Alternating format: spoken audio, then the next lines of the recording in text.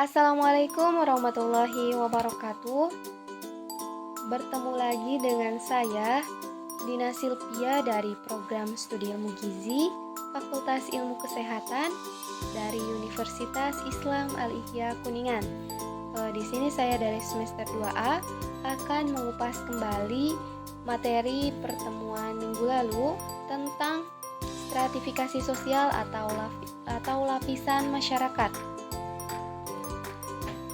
Di sini saya akan menjelaskan tentang pengertian, fungsi, sifat, contoh, lalu juga mobilitas sosial, dan lain-lain. Langsung saja di sini ada pengertian stratifikasi sosial.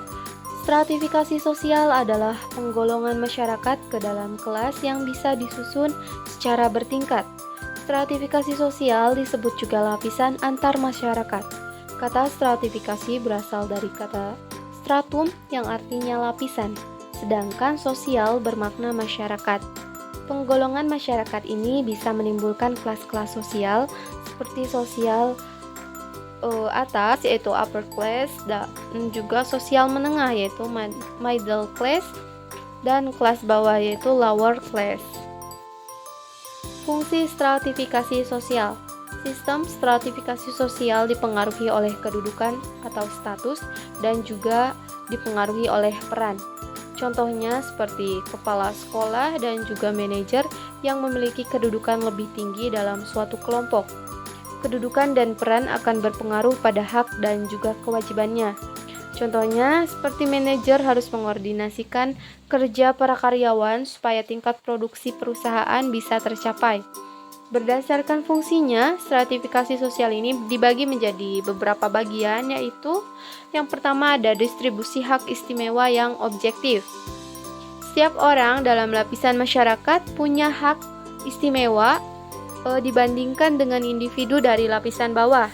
Distribusi hak istimewa ini berupa penghasilan, wewenang, dan juga tingkat kekayaan. Lalu yang kedua ada simbol status dan juga kedudukan. Simbol status dan juga kedudukan ini dalam kelompok masyarakat dilambangkan. Lambang tertentu dipakai sebagai status dan juga kedudukan. Contohnya ini seperti simbol contohnya dari simbol yaitu mobil mewah, jam tangan mahal, mode pakaian yang kekinian, dan juga hobi tertentu. Lalu ada alat solidaritas individu dan kelompok. Individu dan kelompok bisa menduduki lapisan sosial yang sama dalam masyarakat. Penyebab terbentuknya lapisan sosial ini karena perasaan senasib dan mencapai tujuan bersama. Lalu yang terakhir ada bertukar kedudukan. Individu bisa memperoleh gambaran berpindahnya lapisan sosial untuk meningkatkan kedudukan. Gambaran tingkat mudah dan sukarnya bertukar kedudukan ini dilihat dari stratifikasi yang berlaku sekarang ini, seperti stratifikasi tertutup, terbuka, dan juga campuran. Lalu ada sifat stratifikasi sosial.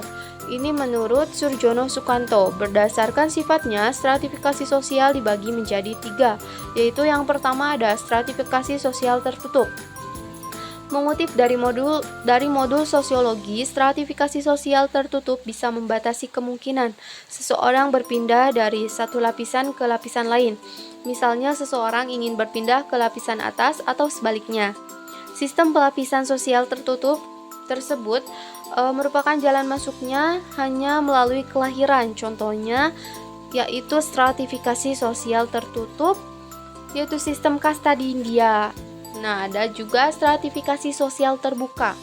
Sistem stratifikasi sosial ini memberi kesempatan individu naik ke lapisan sosial yang lebih tinggi. Mereka bisa naik karena punya kemampuan dan kecakapan.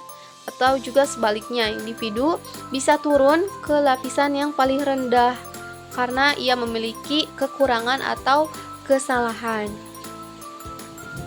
Selanjutnya ada stratifikasi sosial campuran. Stratifikasi sosial campuran adalah perpaduan antara stratifikasi tertutup dan juga terbuka.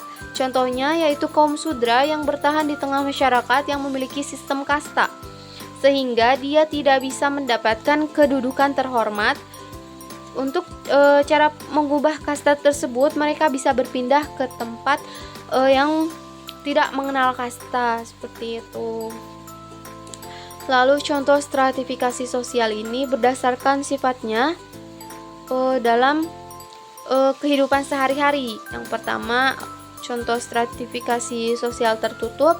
Masyarakat beragama Hindu menganut sistem kasta dalam lapisan masyarakat.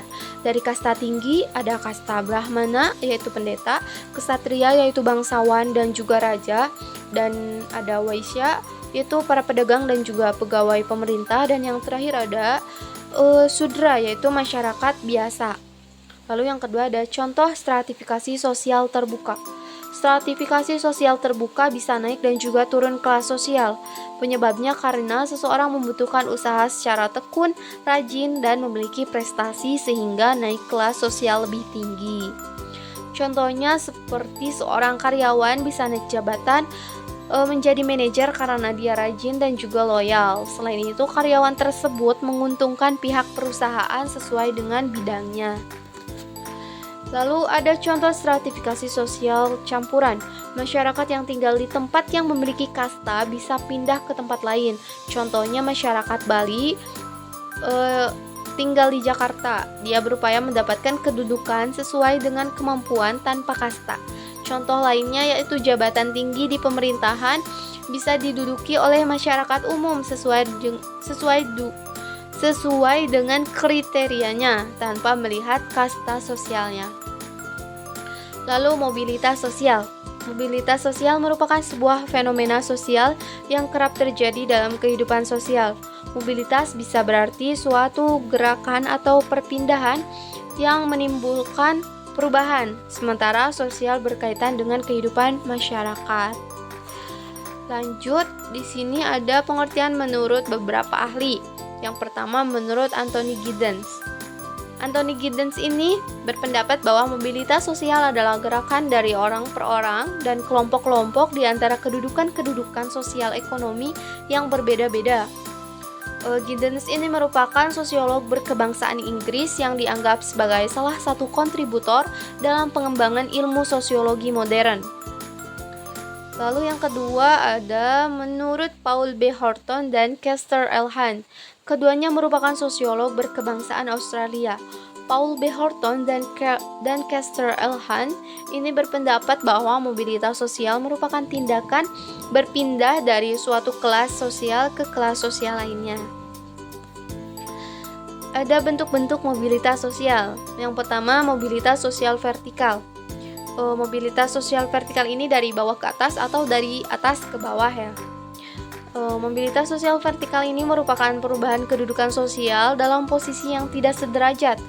Jenis mobilitas ini dibagi menjadi dua, yaitu yang pertama ada social sinking atau gerak mobilitas sosial ke bawah, yakni perubahan kedudukan sosial dari kedudukan tinggi ke yang lebih rendah. Contohnya yaitu pegawai kantor yang melakukan korupsi lalu ia dipecat. Nah, kan yang tadinya dari atas turun ke yang lebih bawah gitu. Lalu yang kedua ada social climbing atau gerak mobilitas sosial ke kelas atas, yakni perubahan kedudukan sosial dari posisi rendah ke posisi tinggi. Contohnya warga yang diangkat jadi ketua RT atau staf biasa diangkat jadi manajer. Nah, itu dari bawah ke atas. Lalu ada mobilitas sosial horizontal.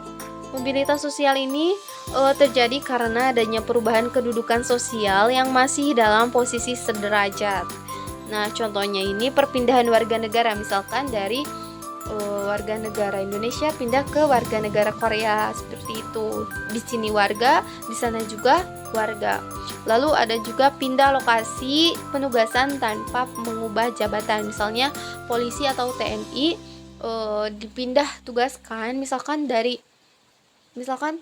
polisi atau TNI nih di daerah Indonesia.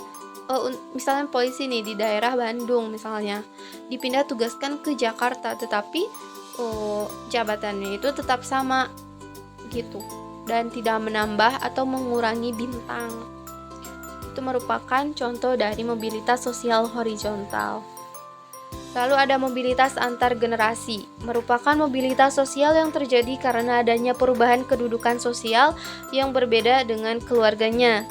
Mobilitas antar generasi ini ada dua macam. Yang pertama ada mobilitas intergenerasi dan ada juga mobilitas intragenerasi.